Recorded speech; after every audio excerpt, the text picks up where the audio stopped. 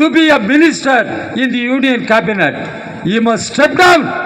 He must resign. This is the demand. Communist Party of India, all left parties, we raise. Amit Shah cannot be the minister. He has to go. If he has not resigned, Narendra Modi, the Prime Minister, all the time takes oath in the name of Constitution. We are asking Mr. Modi, why can't you ask Amit Shah to resign? If he doesn't resign, why can't you throw him out of cabinet? You throw him, dismiss him, but he is not doing. Now you understand what is BJP government. Who is Narendra Modi? Who is Amit Shah? They are all anti-Dalits, anti-Adivasis. They are all against social justice.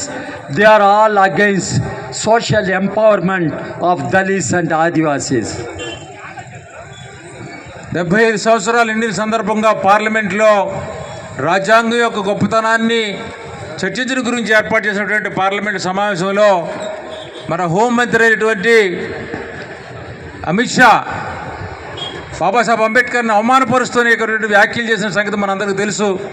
Ambedkar Ambedkar Ambedkar అనడం అనేది ఒక fashion అయిపోయింది ఈవేళ. దాని బదులుగా ఎవరైనా దేవుణ్ణి పూజించినటువంటి ఏడు తరాలుగా వాళ్ళకి స్వర్గం లభిస్తుంది కదా, ఎందుకు ఇలా చేస్తున్నారు మీరని చెప్పేసి బాబాసాహెబ్ అంబేద్కర్ని అవమానించడం జరిగింది. 75 సంవత్సరాలుగా అద్భుతంగా సాగుతున్నటువంటి మరి చరిత్రని ఒకసారి పునరావలోకనం చేసుకున్నట్లయితే ఇలాంటి హోమ్ మినిస్టర్ మనం ఎప్పుడు చూడలేదు. వామపక్షాలుగా ముఖ్యంగా భారత కమ్యూనిస్టు పార్టీ దీన్ని తీవ్రంగా ఖండించింది.